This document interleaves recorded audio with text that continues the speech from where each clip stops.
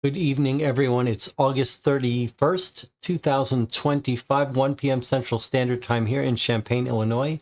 You're joining me for the final solution letter for a Dear Holmes case called The Little God. I'd say this is right up there with the top cases from Dear Holmes that have caused consternation and debate in the Discord. Lots of talk about what is going on and theories. I've got a little list of a couple of them here, but I think it's safe to say that we do not know how this case is going to end up, but we are going to read the solution today and discuss it. Let me check in with the chat, see how everyone's doing first before we get started, see if we have anyone that wants to share their hobbies and what they're doing this weekend. Melissa is making soup. Rob says he went and watched Weapons yesterday. Not as great as the hype suggested, but a fun little modern day black magic story. Not really something you need to see at the cinema. Okay, that's good. I can't wait to see Weapons, but I keep chickening out on going to see it alone. So if you don't know, there is a Discord for the Co-op for Two YouTube channel, and we're there. There's lots of us talking constantly about everything, about half about New York Noir and half just about board games and mysteries, and we've got a channel for discussing these play-by-mail games. Sometimes we're playing a case, not so much discussion. Occasionally, though, like this case, everyone wants to talk about how strange it is and what the solution is. Anything else to talk about before we get started? If you're in the local Champaign area, the local board game design competition, Kudo Plays Season 12, kicks off this Wednesday. I will be there, Wednesday at the Champaign Library. Let's see. There'll be a couple more reviews coming on the channel soon. Greg and I have been playing through Regicide Legacy and enjoying it quite a bit. We'll record a review after we finish.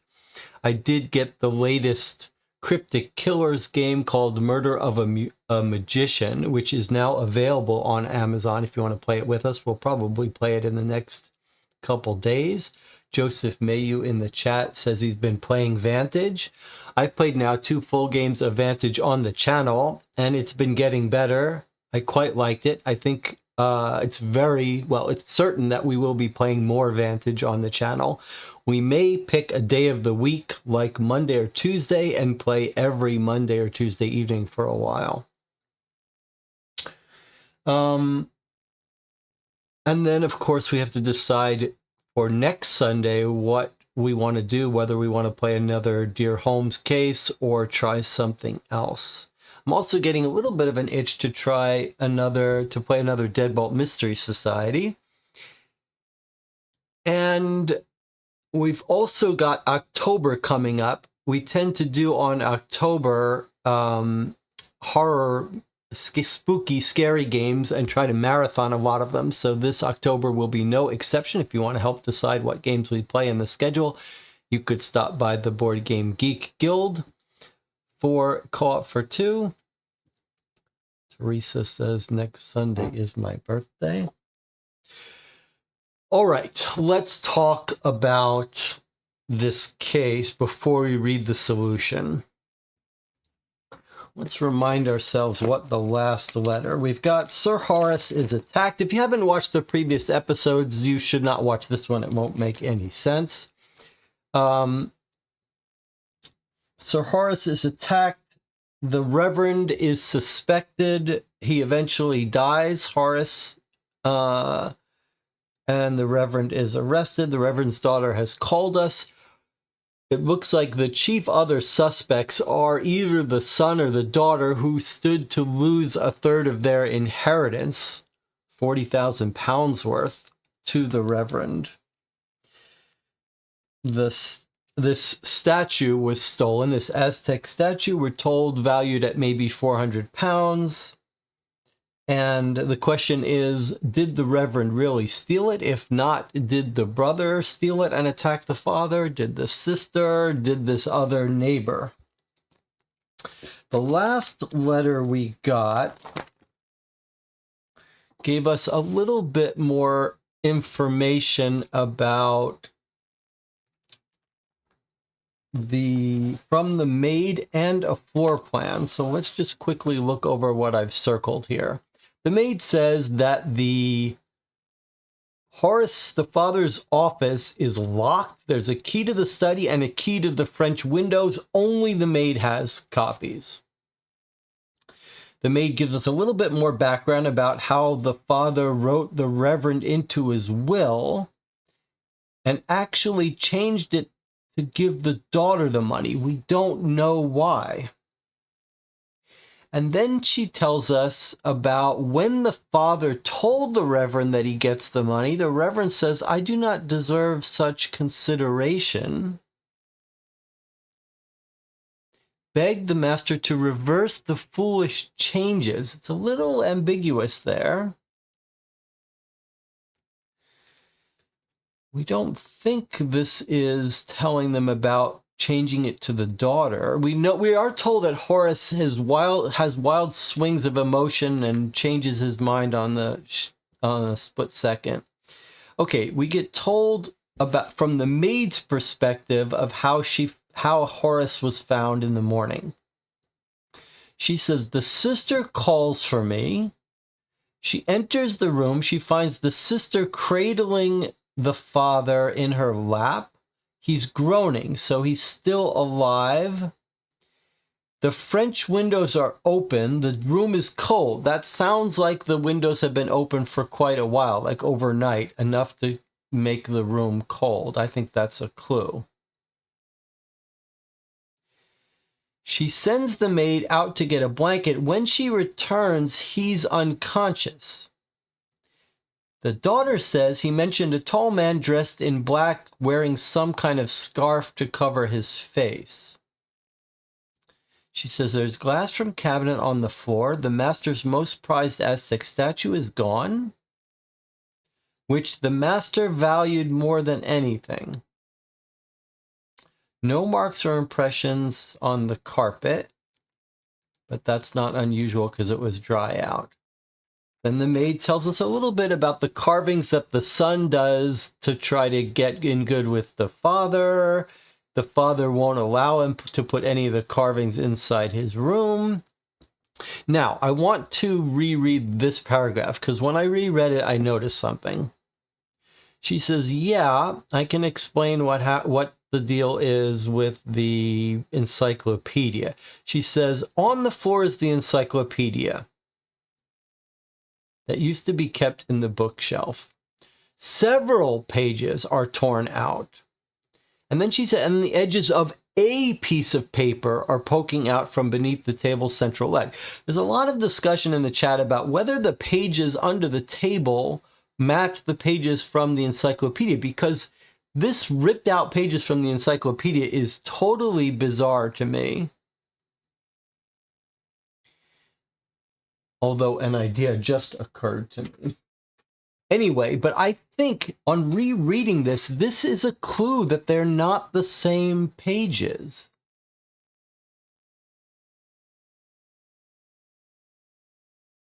Because there's several pages out from the encyclopedia, and yet the edges of a piece of paper are sticking out from the leg of the table. The maid says, "I assume the paper had been used to keep the table still on the uneven floor." So, but that's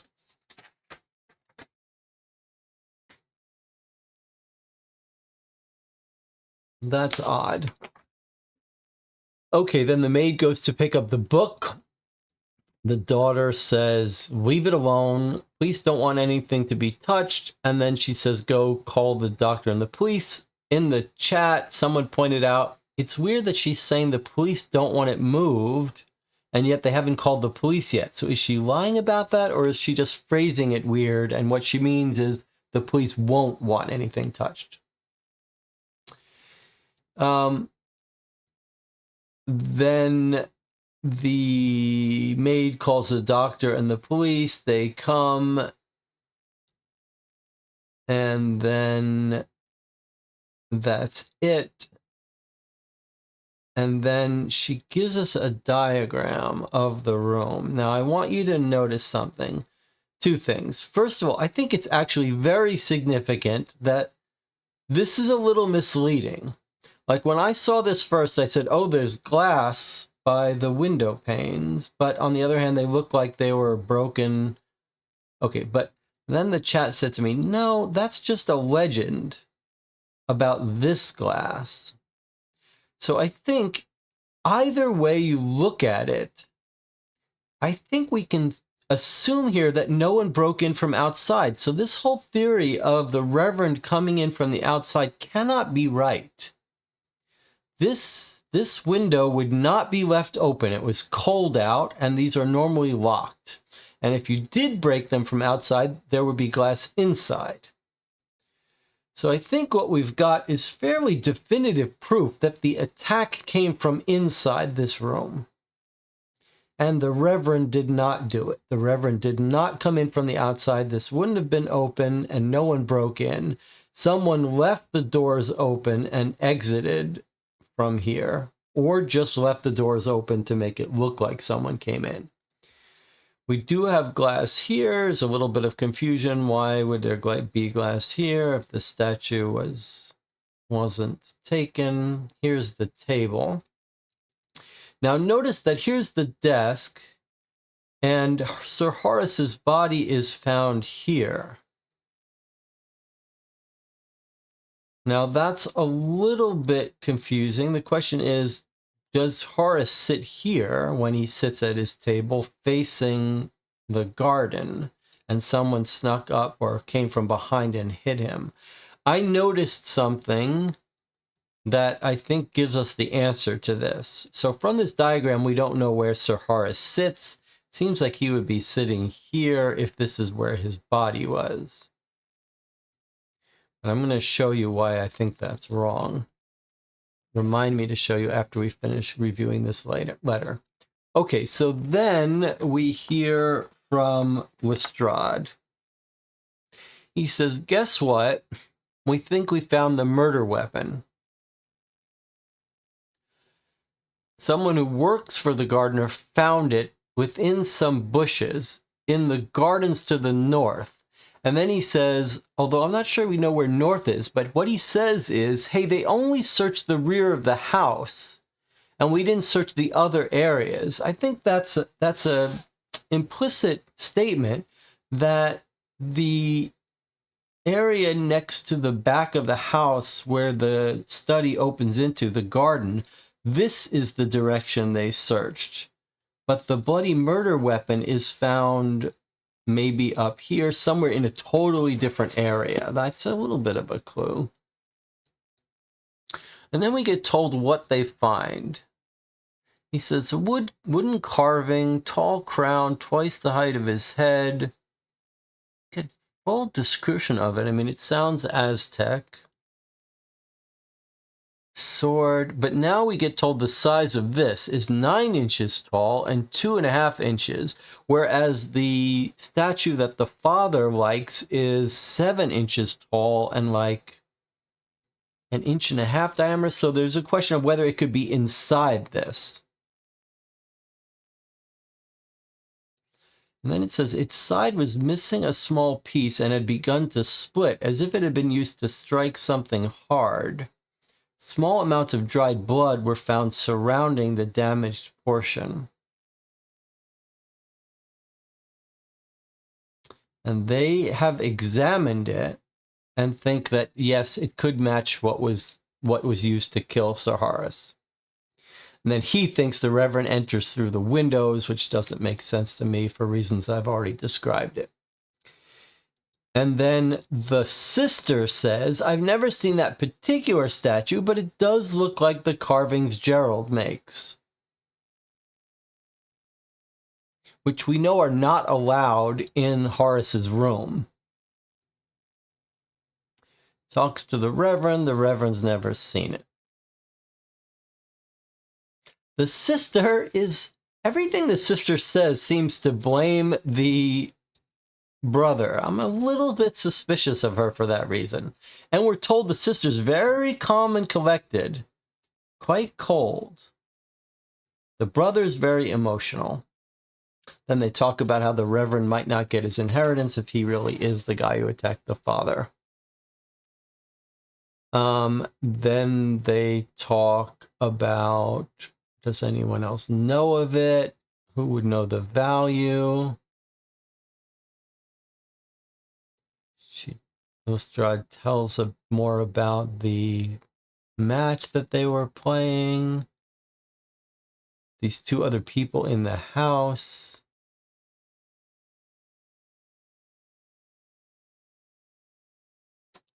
They both left. I mean, this is just feels like it's to clean up that it couldn't possibly be these two people. And one's in a cane, one is super old.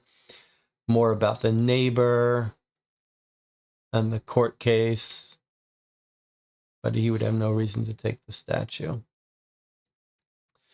And the Reverend repeats about the stuff where he got lost.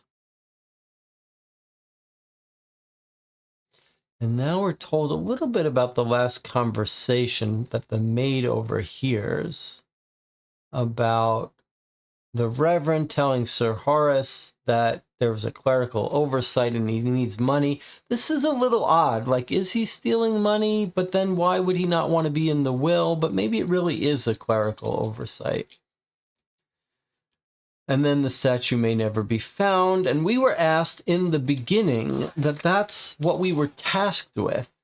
Who attacked him and where is the statue? And I don't think any of us have a great answer. Okay, I did want to point out one more thing before you finish. I want to answer the question of what chair the father sits in. Now look at this. We get told a little bit. I think this is from the sister. She says, the Reverend goes into the office to talk to Sir Horace, and the brother is sitting outside listening. Then the Reverend comes out, and the son goes in immediately and gets yelled at by the father. And the Reverend's sitting in the chair. Now listen to what the daughter says. Shortly after, Gerald left the study, closed the door behind him. He saw me, shrugged, and returned to his brandy. I tentatively knocked on the door, opened it. Father looked up from his desk, his face quite red, and I told them that he left. So, I think that answers this question. She opens the door, she looks in, and the father's looking up at her, his face red. I think that means that the father sits here.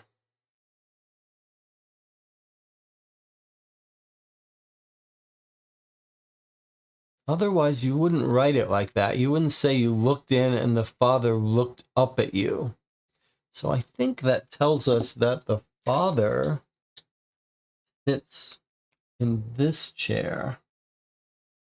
Now, if that's true, it's hard to see why his body is found here.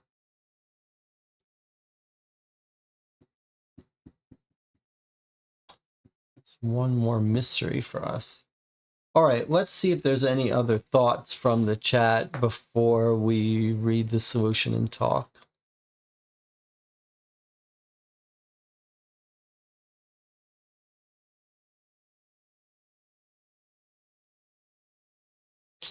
Oh no, indiscretion. The Reverend wanted money. Gerald made the Reverend's daughter present. Gerald is not talking to the daughter in any way. They don't even seem to be friends. The sister would say if they had a relationship, so I don't see it.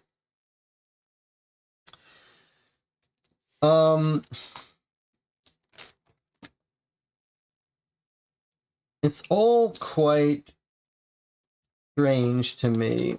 So I had a couple thoughts. I'm going to give you my two theories here. I had one full theory, and then as I was reading more, I started to get a different theory. So I'm going to give you my different theory, but first I wanted to say one last piece of evidence based that we were just reading. So here are what I wrote down as the clues that are bothering me the most. We're told that the son, by two people, the sister and the son, admits that he's trying to get the father to invite the reverend over, but he hates the reverend. That seems very weird to me. That's what points to the son trying to frame the reverend. So that's a big clue to me. The other really big clue that I'm interested in is how did 2 pages get ripped from the encyclopedia? That I find very bizarre. No one rips pages from their encyclopedia. That's a very expensive book. So it's very hard for me to imagine. I have 2 theories about that, which I'll explain to you, but I find that a very big clue. And it's sitting right there on the floor, like it happened very recently. All right. The whole story about the table argument seems bizarre. We are told the father's very mercurial, but like he likes the table enough to bring it into his office in the morning with the son, and then the son claims that he came out and said, "I hate the table, get rid of it." I do wonder if what happened is the Reverend came, and when he was talking to Sir Horace, he said, "I don't like that table, doesn't look real." And then Sir Horace decided, "You're right, I don't like that table," but very strange. Or it could be that the son is completely lying about the father wanting the table gone, because we only have the son's word for it, that the father changed his mind about the table and wanted it gone. The pages under the table seem very bizarre, but on the other hand, even if you make fine craftsmanship, if the floor is uneven, you might have to put some paper under it. And as long as it's not the encyclopedia paper, then, which I think I showed you why there's reason to believe they are different pieces of paper, that's not so crazy. And then there was this clue and this clue, which I already talked about. So,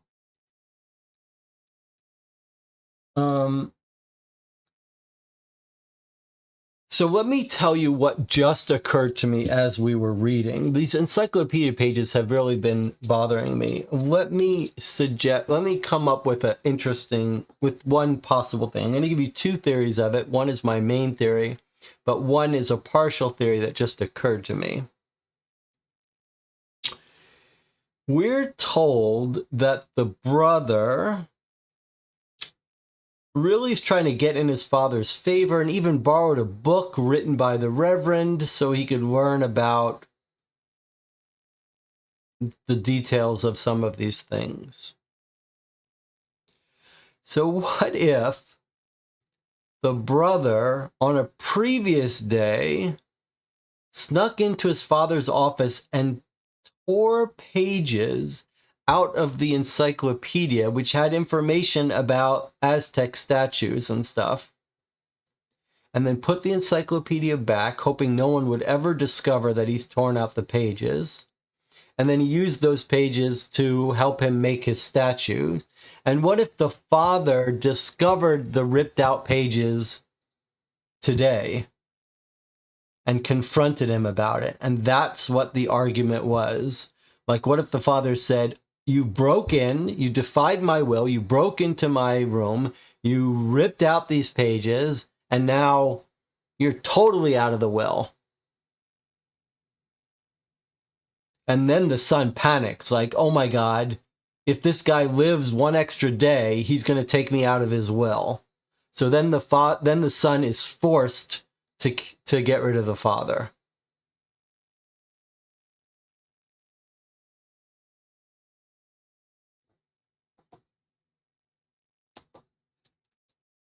Arsene says, "I like that theory," but I don't know if he's talking about my theory or the other theories above.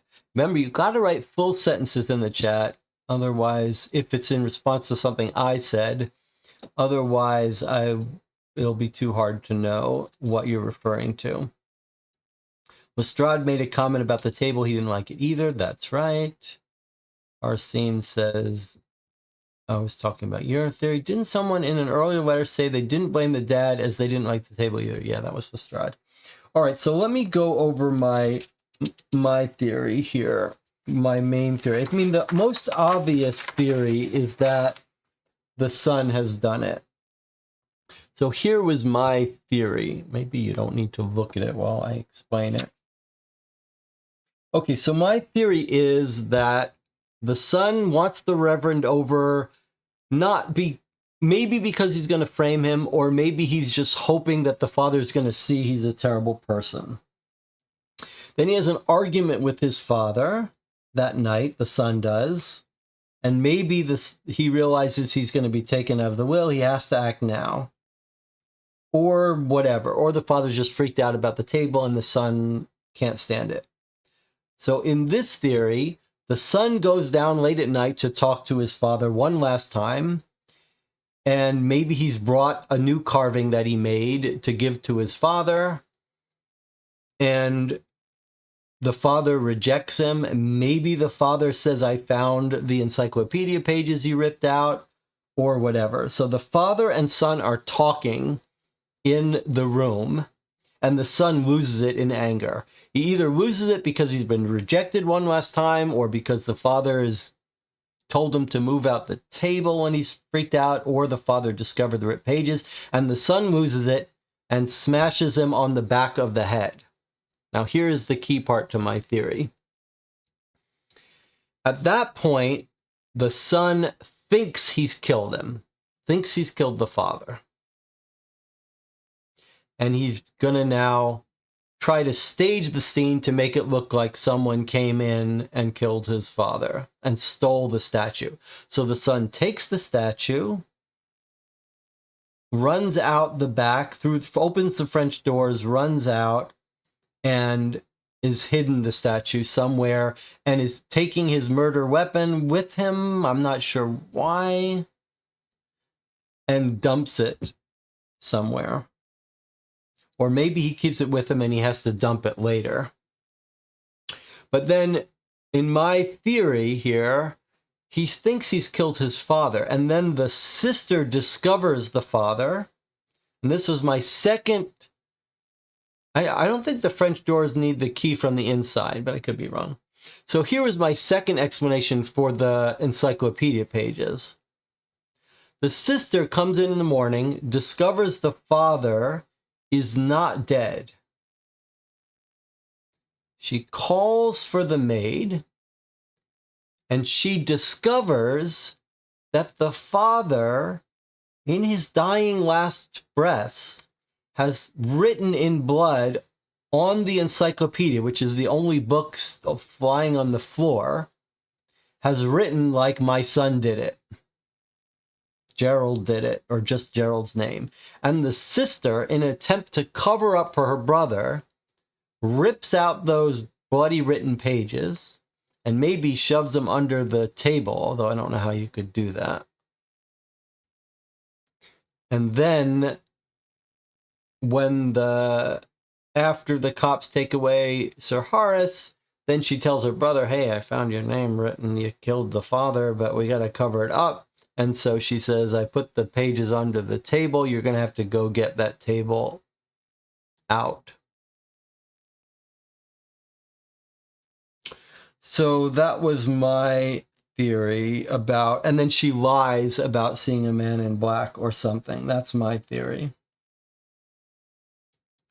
There is an interesting little dialogue about how, like, the father was breathing when the maid first comes in, and then when she comes back, he's unconscious, as if the sister did something.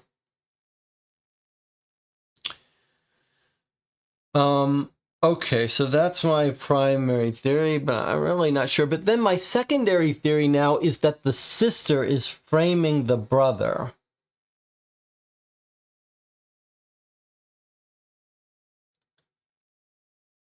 And so the sister has planned, this is my secondary theory, that the sister has planned the whole thing in order to frame the brother.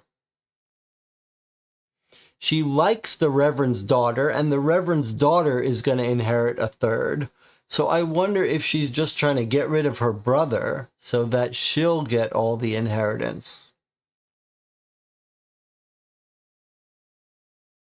And in that scenario, the sister has stolen the Aztec statue in order to frame her brother.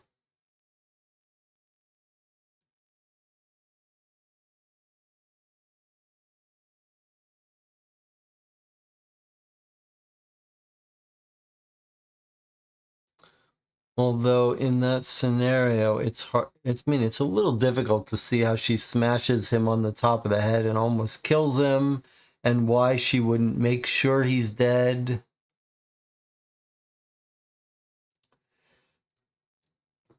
The flaw I see with Jesse's theory where the son ripped the pages to make the fake idol is it seems like a stupid self-inflicted wound. He could probably have found a model elsewhere. Oh no, remember, it's not internet days.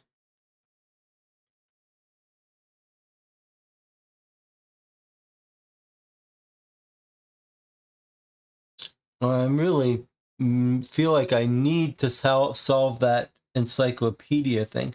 But maybe this is just one of these cases. This is a good example of like in real life. In real life, you might imagine that somehow these pages got ripped out in a totally unrelated thing like 20 years prior. Maybe the father's doing research for his book, he ripped them out or something. Maybe he got angry, he read some pages he didn't think were correct and ripped them out. But it perplexes me. My brain wants to find a solution to it, but I can't. But maybe we don't need, maybe that doesn't make sense. Okay, I want to point out two theories in the chat. Both Arsene and Rob are here, so they can summarize them. I'm not going to read you the whole thing. I just want to read you some fun Discord discussion that came out. So Rob was suggesting that thing about the father changed his mind about the table makes no sense, so the son must be lying. And then Rob thinks that if the son story is a lies connected meeting, then the Reverend's story about a loan must also be a lie. Maybe Rob can explain why the Reverend must be lying. But anyway, Rob concludes that there's a conspiracy with the son and the Reverend, which is very bizarre to me concept, but it is kind of fun. Now, Arsene had a very fun idea, which I don't think is right, but I love the psychology of it. Look at Arsene's theory. My first thought is that the purpose of the table is to sneak in the false idol into the office. We know Gerald wanted one of his carved pieces in the office, but his father didn't want that. So Gerald decided to resort to trickery to achieve his goal. He made a table with a large hollow central leg, hides the fake idol in the table, and then he's happy because his art is in the office, and the father's happy because he is not aware of it. That is just a wonderfully twisted psychological theory that I love, because that's something that actually someone could do. Someone could psychologically be like, I'm going to get one over on my father by secretly sneaking in one of my idols into the room. I do think, though, that, I mean, there are some problems with it besides it being so crazy. The other thing is the son doesn't just want the idols in his father's office for the hell of it. The son really is trying to win the father's love by giving him an idol that's so good that the father would put it in his office. So I'm not sure he would be satisfied with a sneaky secret idol in his father's office. The other part of our mystery that's so difficult to conclude is that Watson is telling us to find out where the statue is, where the idol is. That's what has led all of us to think, like, is it in the table? Because how else do we answer that question of where the idol is?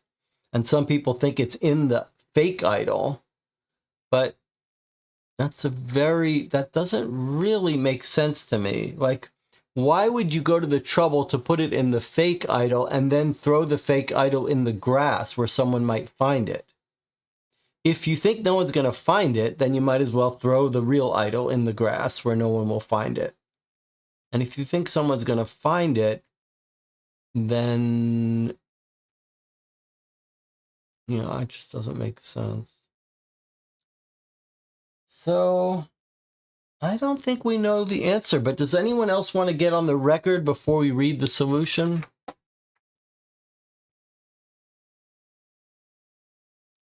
Pages were ripped open to make room to hide the will. That doesn't make sense. You could just stick the will in the book. You wouldn't have to rip out pages.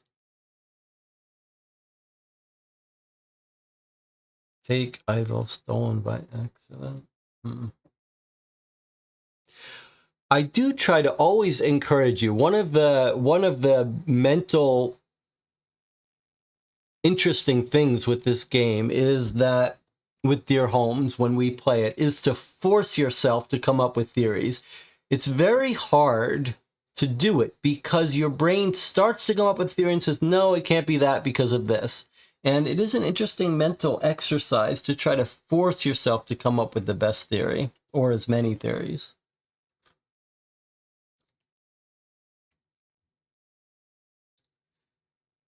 And frequently with these cases, I feel like there is a real bifurcation. It's either the obvious thing. The obvious thing is the sun. Either the game is trying to load up the clues to tell us it's the sun, or that's trying to lure us to believe it's the sun and it's really something else. So for me, it's either the sun is the more straightforward answer, or it's the daughter trying to frame the sun.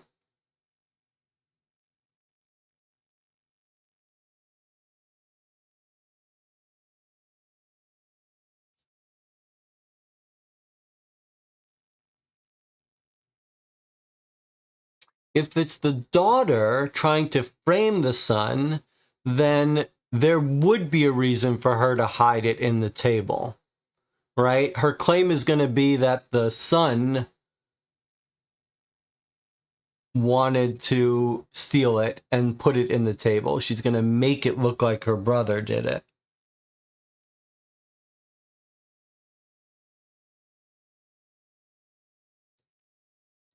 It's just a little weird. It's very hard to imagine a scenario where a sister frames a brother without any discussion of animosity between them.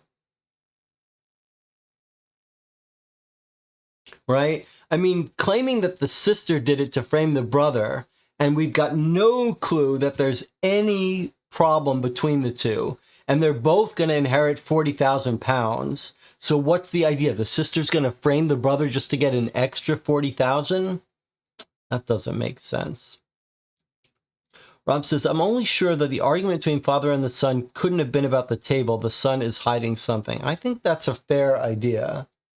I think it could very well be that the argument was over different things. Maybe the father told him that he's given his will to the daughter, and the son is furious about it. There's lots of possibilities that other than the table.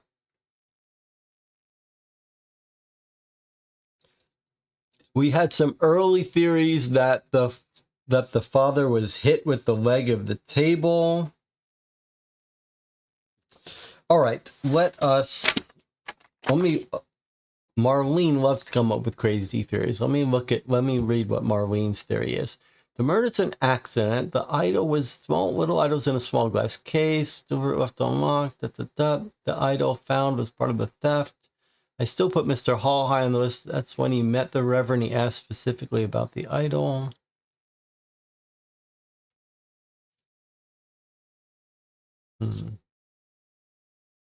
Under the floorboard. I just don't see that.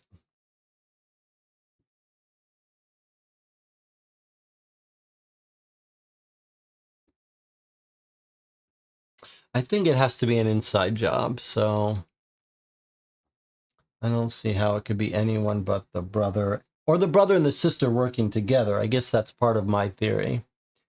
Doesn't have to show the animosity. She's cold, hides it well. Money is money.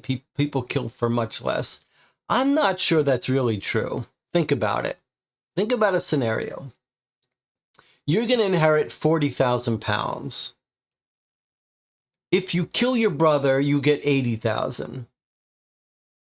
No, sorry. You're going to inherit 40,000. To get 80,000, your plan is kill your father, frame your brother to double your inheritance. That really makes no sense. That is not, and you have no bad relations. You have a good relationship with your brother, but you're going to kill him to double that? No. Now, you could kill someone if the difference is between being poor and getting 40,000, but you're not going to kill your father and frame your brother to go from 40 to 80,000. That doesn't make sense. I know for a fact a sister killed her brother for a piece of Thanksgiving pie. Okay, let's take it easy. All right, it's time for us to read our solution. There's nothing else to do. 40 minutes of recap. I guess that's fairly normal for us. All right, here we go. We're going to read our solution. If you've got a theory, now it's the time to get it out before we read. Any last theories? Let me check in with the chat. Any last theories that anyone wants to get on paper before we read the solution here? 16 concurrent viewers and 3 likes. If you like these sessions, there aren't that many people who join me for these Dear Holmes sessions, but they are fun. It is fun to play with a different group of people than I play my normal mystery games with.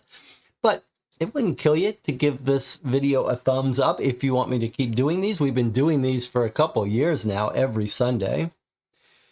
And it also needs to be said that the Dear Holmes letters are not cheap. It's a subscription service for $100 and something a year. The only reason that I can afford to keep doing them is the Patreon supporters of this channel that make that possible. So thank you to the Patreon supporters. And I also appreciate the Dear Holmes company for being okay with us filming these. I have no relation with them, but if you do like these letters, it might be a nice gift to consider giving someone. Okay, here we go. Don't write on this. All right, here's Sherlock Holmes writing to us. My dear Watson, thanks to a lull in events here, I have been able to devote some time to your Aztec statue matter, and I believe I have hit upon the solution. As time is of the essence, I have already wired Lestrade so he can act. Please show him this letter for a detailed explanation as soon as you are able. I had to admit, Lestrade's theory initially appeared to be sound, but if the Reverend required funds, why could he not simply seek a loan to cover his tracks? Being a man of the cloth, I struggle to imagine any bank in London refusing him the necessary funds. He would be viewed as a safe client, and the man would have had an entire congregation to vouch for him too. I believe he only approached Sir Horace because of their closeness and in the belief there would be fewer questions. Further, if he had stolen the statue, then the act of selling it, no matter how discreetly, would have all but invited blackmail and inevitable exposure. The thought of him executing this crime in hopes of profiting did not ring true. We talked about that. So, where do we start next? No doubt, Mr. Michael Hall was a somewhat suspicious individual, described by Mrs. Arnold as a giant brute already in conflict with Sir Horace and in danger of losing an expensive court case. He had much to gain. Lestrade ruled him out as having no reason to take the statue. This was profoundly wrong. Mr. Hall had every motivation to take the statue once he learned of it from the Reverend. Not because he desired it, but because it would provide the perfect way for him to murder Sir Horace and direct attention elsewhere. That said, I later considered him highly unlikely for reasons I will soon put forth. If no one else knew of the purchase of Sir Horace's statue, then we must look to his own household. As Lestrade observed, the maid, Alice, is not plausible as a suspect. She had no motive, and the statue would be the last thing she would steal when she had access to the entire house. She is also far from appearing to be a tall man in black. The same applies to Mrs. Arnold, but her brother fits the description rather well. Lestrade, in his latest letter, attested to the fact that Mr. Maxwell towered over him when told about the death of his father. Both he and his sister believed, erroneously, that their father's will would be executed as written if he died, leaving them both at a disadvantage. Remember, Mr. Maxwell's mood improved when he was informed that this was an inaccurate belief. We'll have to come back to that. Both children of Sir Horace expressed their shock at his will change and hoped he would reverse it. They mentioned this more than once and did discuss other ways of achieving it. Getting their original shares of their father's estate was clearly important to both of them. That said, I do not believe Mrs. Arnold to have any involvement. The evidence all points to Gerald Maxwell. He wanted to drive a wedge between his father and the Reverend, a wedge so large that it would trigger the reversal of the will to its former state. As soon as the statue came into the house, he knew how important it was to his father. If he could make it appear that the Reverend had stolen it, the reversal of the will was almost guaranteed. We have been told how he pestered his father into inviting the Reverend to see the statue. Even his father was in no rush to do this.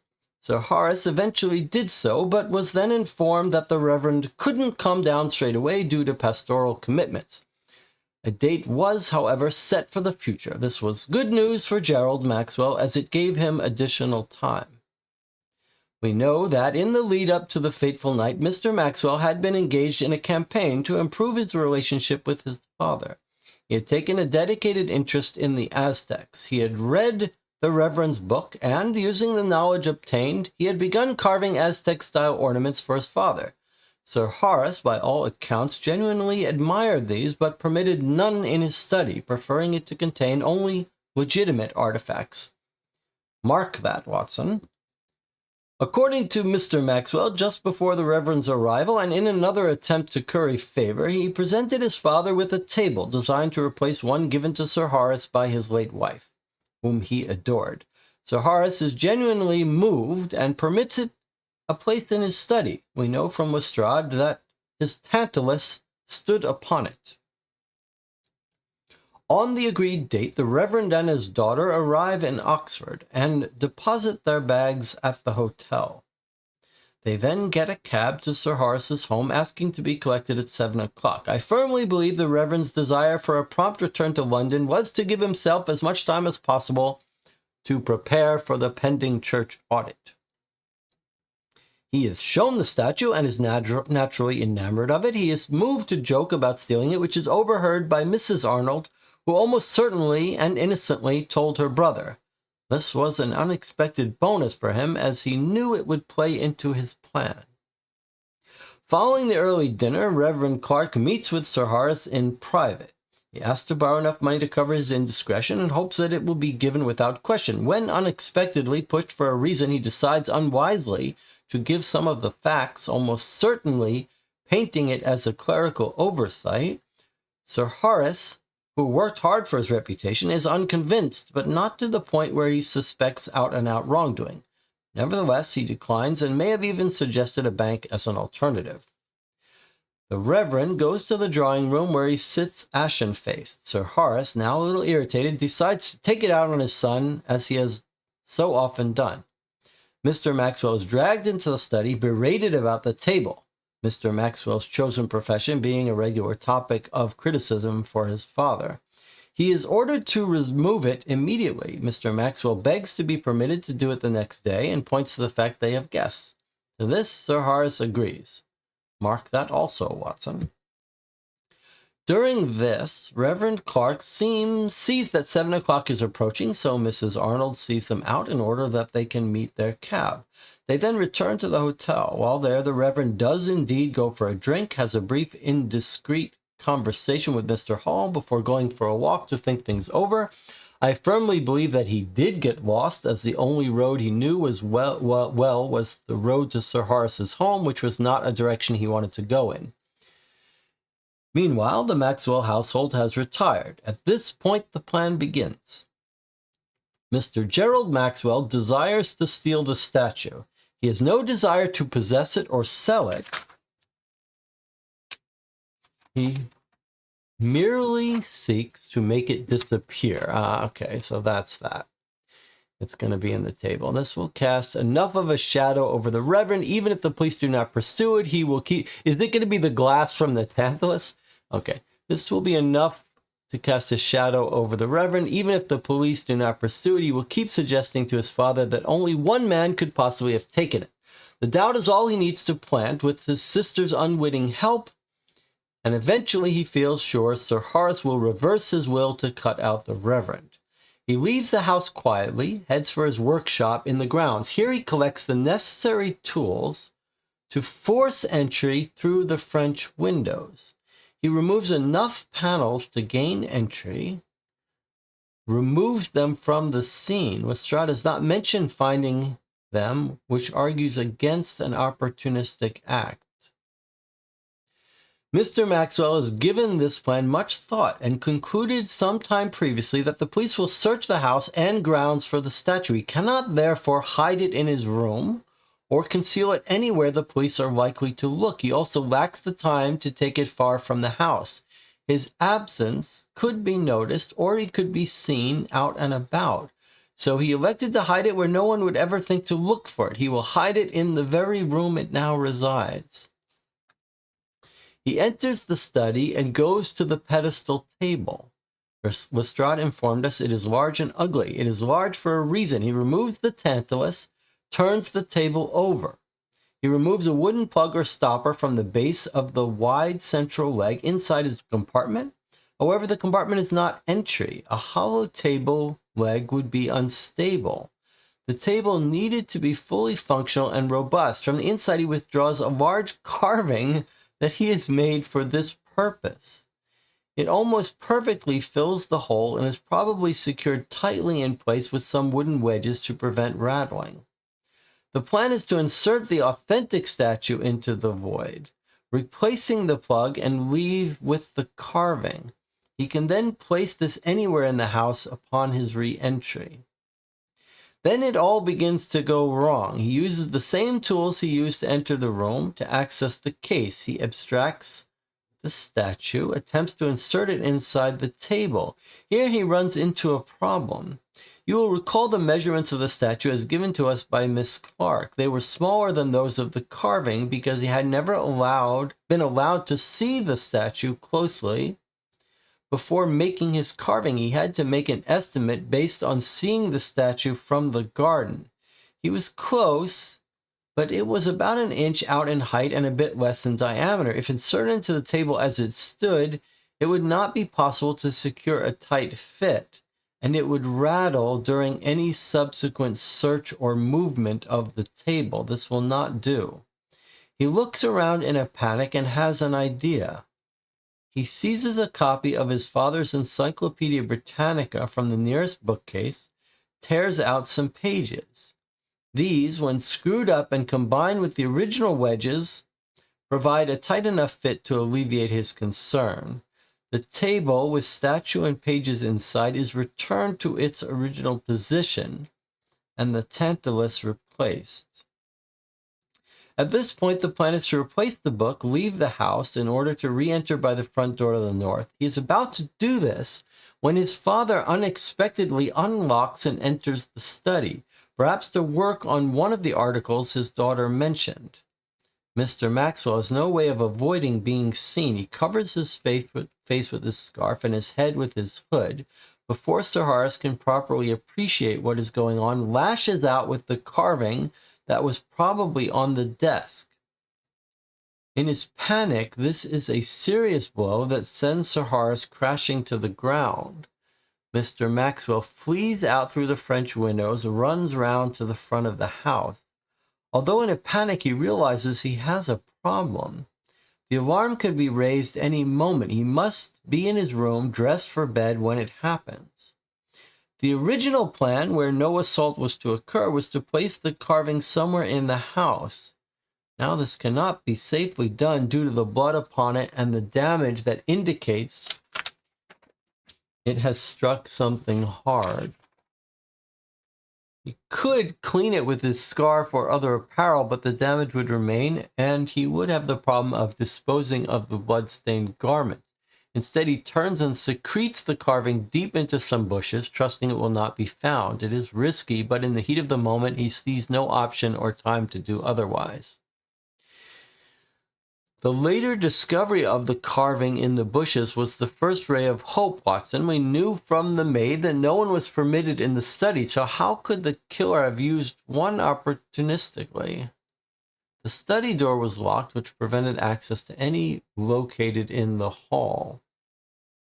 Aside from this, there were plenty of other items in the study to strike Sir Horace with. The only people who could get a carving into that room were the Maxwell children or the maid. Furthermore, if the Reverend were the killer, why would he not get the weapon far from the house? He would have had a whole mile of road to travel and endless places. He could have hidden the carving unobserved. He would certainly not leave it close to the scene. This also applies to Mr. Hall. If he had committed the crime, he would have surely have carried the carving away and left it close to the hotel to ensure suspicion fell on the Reverend.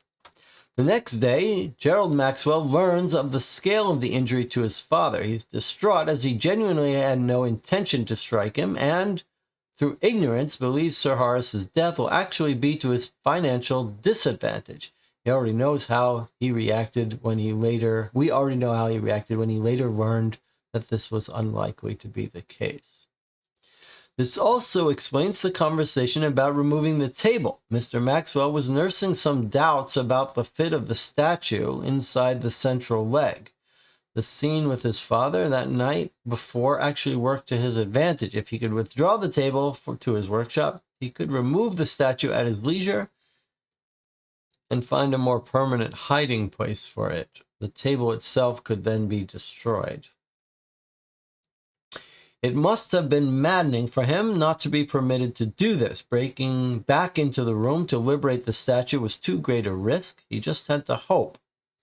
For him, whether his father lived or died no longer mattered. He was convinced of the success of his disguise. If his father had recognized him, he could easily have mentioned it when first found by Mrs. Arnold, when he was still fairly lucid. If his father recovered, he would get his chance to remove this table and secure a permanent disappearance of the statue. The Reverend, even if the charges were dropped, would be seen as the most plausible suspect by Sir Horace with help from his children, and almost certainly be written out of the will. If Sir Horace died, it would be likely that the Reverend would not be allowed to benefit from the will. In that event, there was a good chance that share would revert to the blood relations. Mr. Maxwell could then remove the table and statue in his own good time. In my wire, I have asked Lestrade to ensure he locates the statue in front of witnesses. The only person who could have placed it there is Gerald Maxwell. Sadly for him, his hiding place is also his confession. Regrettably, I must now end this letter and resume my hunt for Father Rossi. Your friend, Holmes. All right. The table theory wins.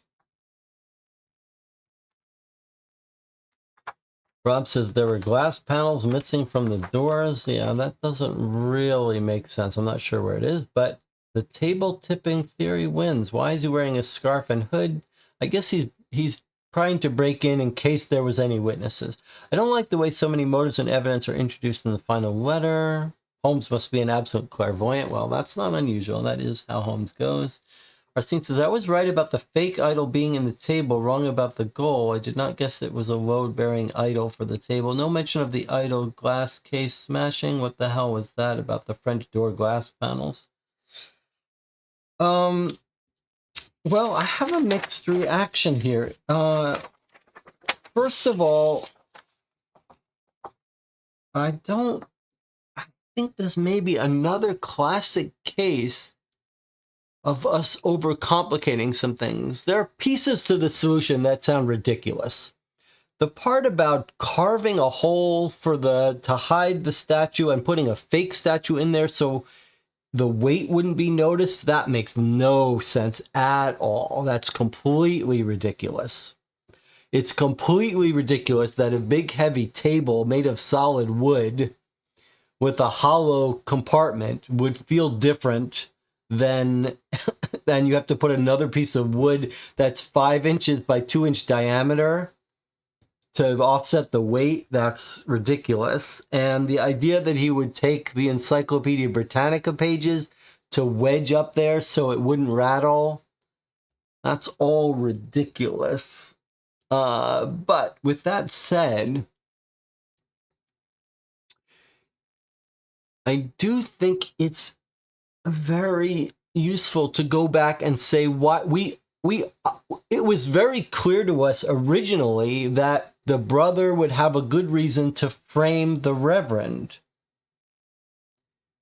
But so why did we not? I think there's two things.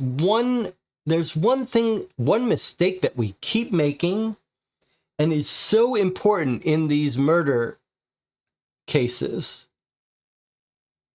And it's a good lesson in real life. And it goes something like this, and we need to have a name for this phenomena.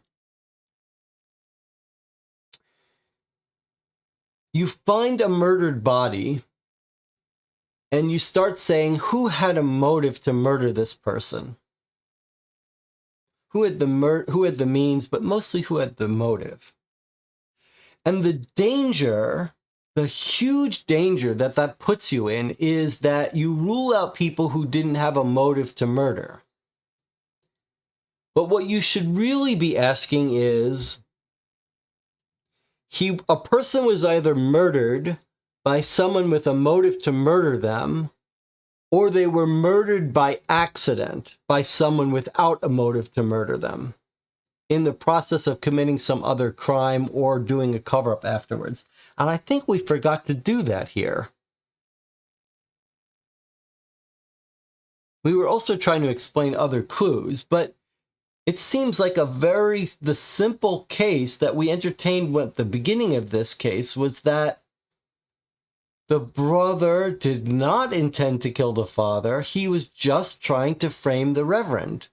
That's very consistent. We noted how the brother wanted to have the reverend come over, but he hates the reverend. That seems like he was setting it up to frame the reverend. But I think where we distracted ourselves and talked ourselves out of it is we said, the reverend has no motive to steal the statue because he couldn't sell it. And the brother's not going to steal the statue because he couldn't sell it and it's worth a pittance compared to the inheritance. But we should have more strongly thought that he could still think that he could frame the reverend. And that is really the clearest thing here.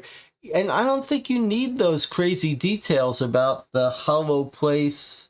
It's not an insane theory to think that the son is going to sneak in, steal the statue, doesn't want to hide it in his room, doesn't want to have to leave the property, so puts it in the table. The father comes in on him, he attacks the father with the disguise on. And you could throw away all the other stuff. Just imagine he picked up a carving that was in the room, or he brought a carving with him, or he went to the outside of the study and grabbed a carving and attacked his father. You could throw away all the stuff about the hollow being filled with the fake statue to offset the weight. The encyclopedia pages really threw us. I just could not conceivably imagine in an office that you would rip those pages out. That just makes no sense, but maybe we just skip that. But I'm not sure. I wish I could go. Maybe we'll have to rewatch these videos. Like, why did we not use as the core of our theory that the son was just trying to frame the reverend and got caught by the father? I don't think we seriously considered that the father wasn't in there at the time. Maybe because that was Lestrade's theory, that the father came in on someone stealing his stuff. I don't think we ever seriously considered that, and I don't know why. because that does sound like the cleanest. That was a core part of the solution, and it does seem very clean. It's very, very believable, and I'm not sure why we rejected that. Our intuition was that it could be hidden in the table leg, or the intuition of many in the chat, and that's where it was. There are lots of reasons to guess that, though, because the game told us to say where it is, and if you have to guess where it is, that's a natural place. And we were always very suspicious about this big central leg and how this idol is shaped like a little thin tube. So I think that could have been guessed. And it's not that crazy an explanation that the son did not want to be seen with it, and he didn't need to have it. He didn't actually want it. He's just framing the Reverend. I don't know why we didn't more seriously consider an accidental death during an attempt to frame the Reverend. And if you are framing the Reverend, then all you have to do is hide the statue.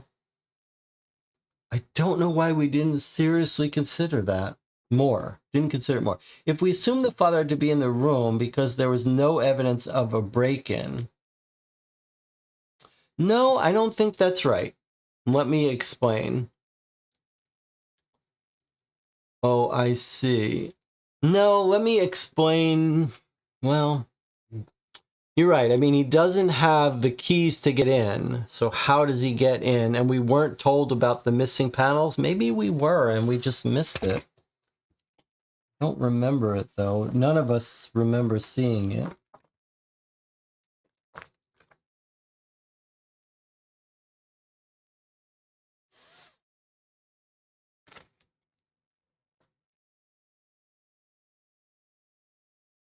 The French windows were open.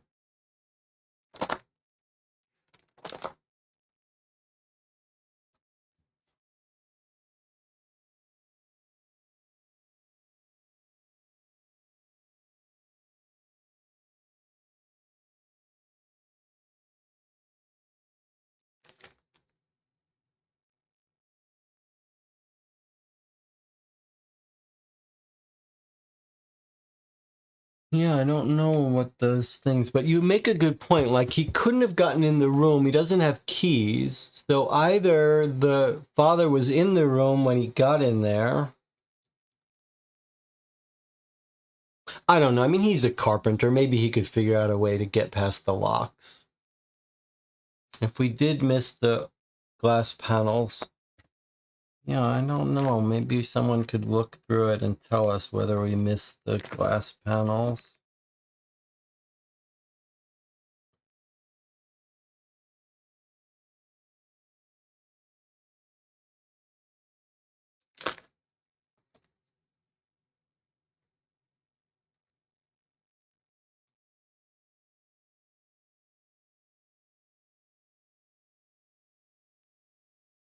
I still think,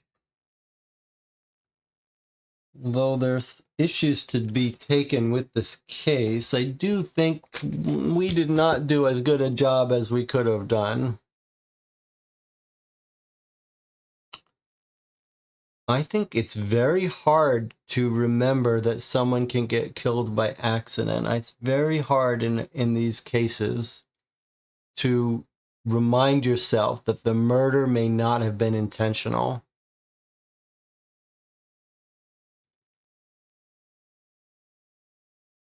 Well, okay. I don't think you can deny that this was a good case. It provoked lots of discussion. It tricked us into missing some details. It might have been a little unfair with those broken glass panels.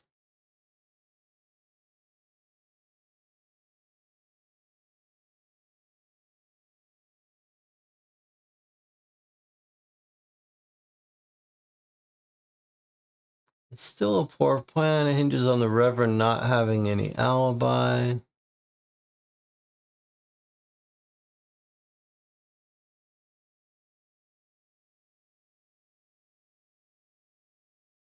Well, think of it this way. Arsene says, the poor planet hinges on the Reverend not having a... Think about it this way. If the brother's plan went off without a hitch, he steals the father's favorite idol, he puts it in the table, it disappears, he hopes that the Reverend will be blamed.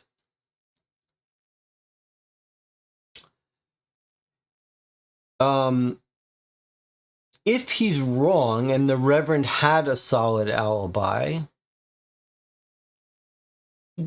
no harm, no foul. Like, he still has gotten rid of this idol that his father won't even let him look at. He gets a little bit of revenge on the father, and no harm is done. So you could see why he would take a chance at it. He knows the Reverend is staying at the hotel. Maybe he thinks his alibi won't hold up. It can't hurt to try.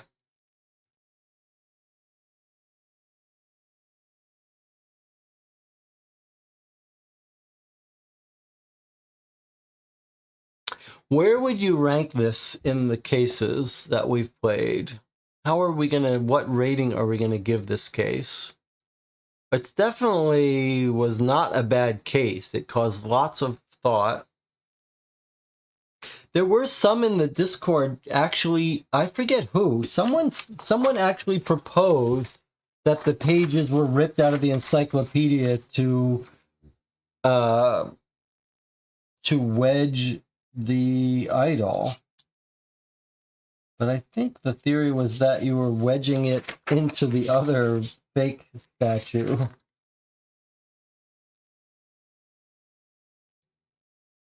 Yeah, look, that was Arsene, I guess.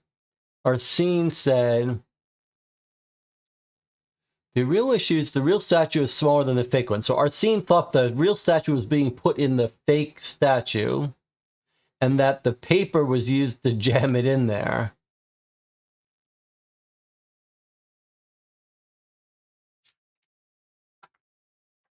So similar. I mean, I really think that we should have been able to say, as a base theory, leaving aside some of the facts, that the brother was trying to frame the Reverend, and so he didn't want to have to actually have possession of the statue.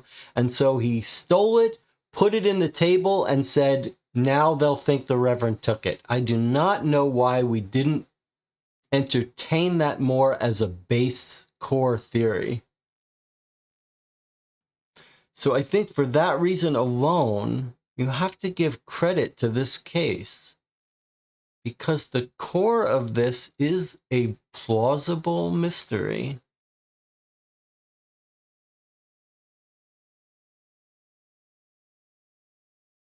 Harry is not convinced. The table thing is absurd. I don't agree with that. This is above average for me case.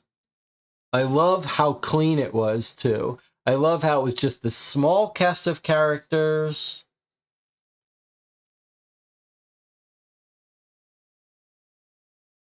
I love how it lured us to suspecting the sister. I like the pages missing being this big clue.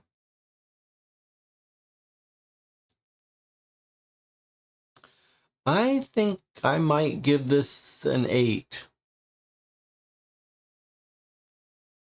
I think I might give this an 8. It's not my favorite, but it's a lesson that these small room mysteries where we've just got a tiny cast of characters,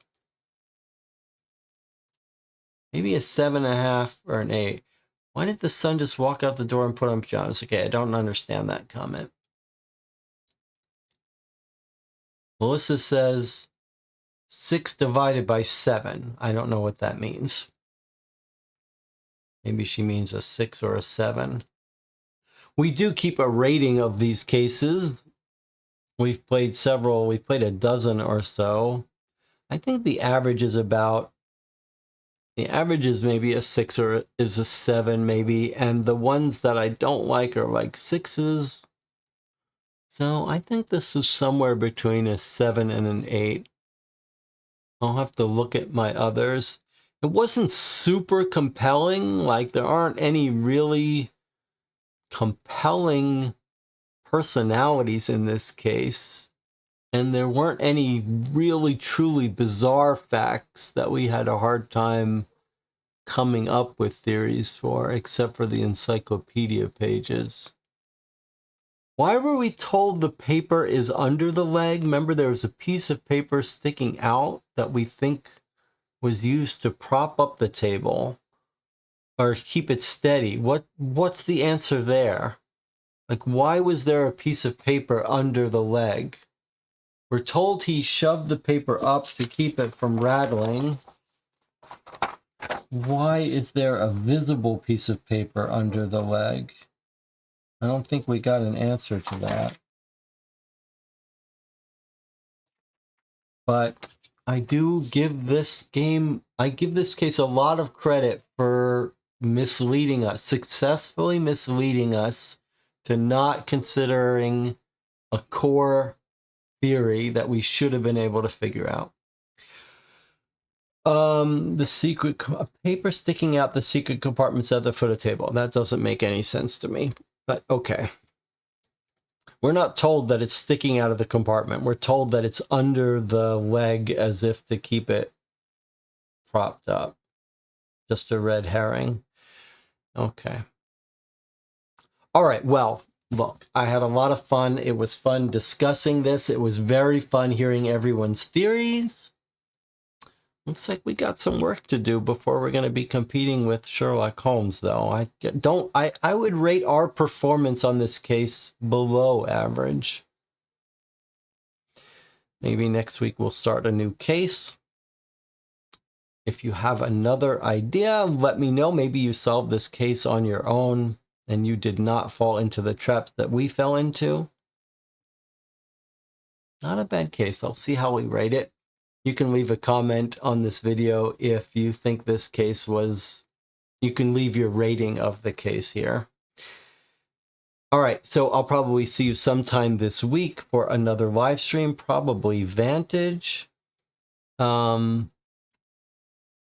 else to discuss before we wrap up here? I don't think so. A pleasure, as always, to be able to discuss this case and hear your theories. You guys do make this fun. I'll see you next time.